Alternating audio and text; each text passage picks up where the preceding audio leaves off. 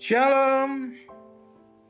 Kita ketemu lagi, salam sehat semua, salam damai sejahtera dalam nama Tuhan Yesus. Sebelum kita membaca firman Tuhan pada saat ini, kita berdoa. Kasih karunia dan damai sejahtera dari Allah, Bapa kita, dan dari Tuhan kita Yesus Kristus menyertai kamu. Amin. Bapak Ibu, shalom semuanya. Firman Tuhan pada hari ini, Rabu 4 Agustus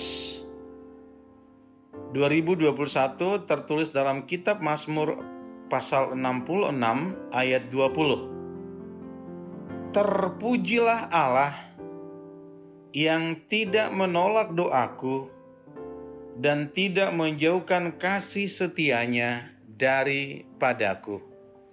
Demikian pembacaan firman Tuhan. Doa. Sebagian daripada isi Mazmur dari pasal yang pertama hingga pasal 150 bisa dikatakan dalam kategori doa. Sebagaimana kita tahu, doa ini indikasinya adalah nafas kekristenan. Bahkan dikatakan jantung. Sebagaimana kita tahu, fungsi jantung itu adalah memompahkan darah ke seluruh tubuh, lalu darah itu kembali ke jantung, demikian seterusnya. Fungsi jantung itu adalah indikasi orang yang masih punya nafas, punya kehidupan. Pemazmur Daud menunjukkan kedekatannya dengan Tuhan melalui doa. Komunikasi yang intensif dan yang prima. Kita tidak dibatasi. Dikala kita berdoa kepada Tuhan, tidak dibatasi harus 4 kali, 5 kali. Namun kita diharapkan senantiasa berdoa. Bapak Ibu, definisi doa boleh kita sederhanakan hubungan atau relasi antara manusia dengan Allah, yang di dalamnya roh manusia berkomunikasi memohon, memuji akan keberadaan Allah. Ada kaitannya dengan Matius 7 ayat 7, mintalah, ketuklah, dan carilah. Seorang yang berdoa tentu menunjukkan komunikasi yang interaktif dengan Tuhan, yang erat kaitannya dengan hubungan dua arah antara saya dengan Tuhan. Terpujilah Tuhan yang tidak menolak doaku. Itu si pemazmur katakan. Terpujilah Tuhan yang tidak menolak doaku. Pengakuan si pemazmur sekaligus ajakan kepada kita semua bahwa Tuhan itu sumber kebaikan. Bahwa Tuhan itu adalah segala sesuatu yang kita harapkan. Tadi kita udah sampaikan bahwa hubungan kedekatan, hubungan yang intim antara saya dengan Tuhan saya, kedekatan saya, keakraban saya sebagai orang yang punya Tuhan menunjukkan satu pengharapan yang penuh. Tuhan tidak akan pernah menolak doa orang-orang yang dikasihinya. Kita aja berteman dengan sahabat karib. Adakah sahabat karib kita menolak apa yang kita minta, yang kita mohonkan? Kalau dia benar-benar sahabat, tidak akan mungkin. Kita panggil Tuhan sebagai Bapa. Nah, sebagai Bapa lagi, Bapak yang mana sih yang mau menolak kebutuhan anaknya sendiri?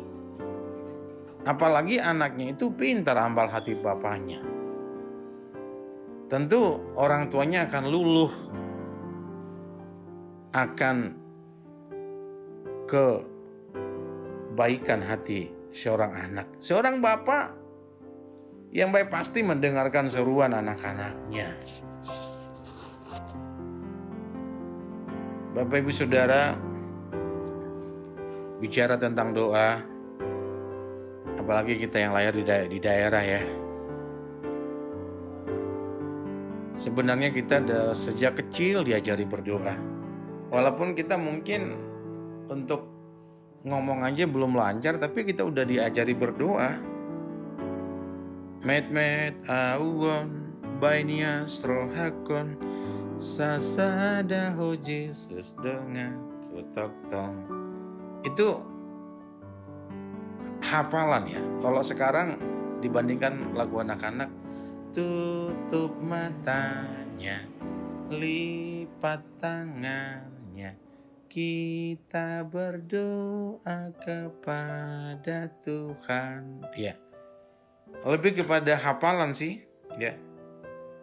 Satu lagi dalam bahasa Batak, urupiau mangula, ulau namarguna, bonana dohot ujungna ho mambain jadinya.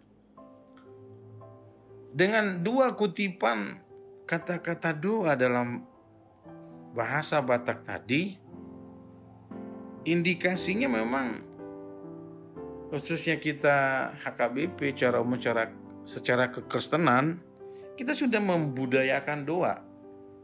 Tadi kita spesifikasikan sebagai orang Batak, satu ngani tangiang katanya satu ngani gugu. Artinya dikala kita sudah berdoa, apa yang kita kerjakan rasanya separuh udah selesai. Luar biasa kan? Jadi tidak ada alasan tidak berdoa. Nah, istilah klasik lagi kita dapat. Orait labora, berdoa dan bekerja. Jangan dibolak-balik ya. Orait labora, berdoa dulu baru bekerja. Jangan bekerja dulu baru berdoa. Itu sama dengan kalau misalnya dibalik-balik bekerja dan berdoa. Misalnya kita makan nih, makan. Selesai semua makan, yuk kita udah lapar, udah kenyang nih, berdoa yuk. Nah, sudah gak etis toh. Jadi berdoa dulu. Apapun yang kita kerjakan lebih dahulu berdoa dulu. Tokoh utama dalam berdoa adalah Tuhan Yesus sendiri. Dia selalu berdoa. Kita tahu Getsemane tempat dia beserta murid-muridnya untuk berdoa, untuk mengasingkan diri. Istilah sekarang retreat ya. Budaya doa yang kita tahu, kita diajari dari terdahulu, seperti tadi lagu tadi ya, lipat tangannya, tutup matanya, tunduk kepalanya, kita berdoa kepada Tuhan. Dan perlu kita tahu sistematis berdoa itu adalah, misalnya saya selalu mengajarkan khususnya kepada anak-anak CD, ada sistematis berdoa itu. Sistematisnya adalah yang pertama kita mengucap syukur, terima kasih Tuhan atas segala berkat-Mu. Yang kedua kita bermohon, Tuhan saya ingin ujian, saya ingin belajar, berkati saya. Yang ketiga, kita tidak luput daripada kesalahan, mohon pengampunan.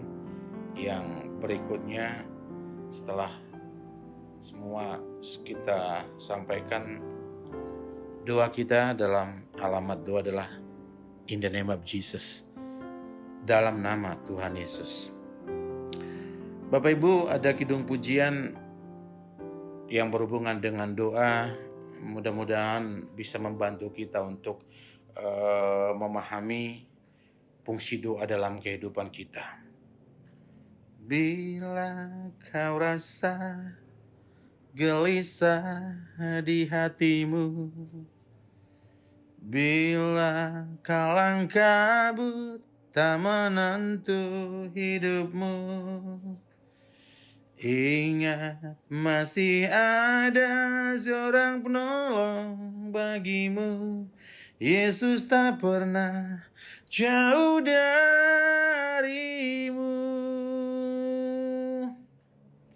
berseru memanggil namanya, berdoa dia akan selalu menghampiri dirimu. Percaya dia tak jauh darimu, dia hanya sejauh doa. Kita berdoa. Terima kasih Bapa, bagaimana ajakan si pemazmur, kami selalu berdoa karena kami tahu doa adalah jantung kekristenan. Mampukan kami untuk selalu bertumbuh dalam doa, berkeyakinan, dan selalu mensyukuri atas segala berkat-Mu, memohon kepadamu dikala kami sakit, Tuhan yang boleh mentahirkan kami, dikala kami berduka, Tuhan boleh menghibur kami. Engkau adalah sumber segala sesuatu dalam kehidupan kami. Dalam nama Tuhan Yesus kami berdoa dan mengucap syukur. Amin. Shalom, salam sehat, baik aktivitas. Tuhan Yesus memberkati.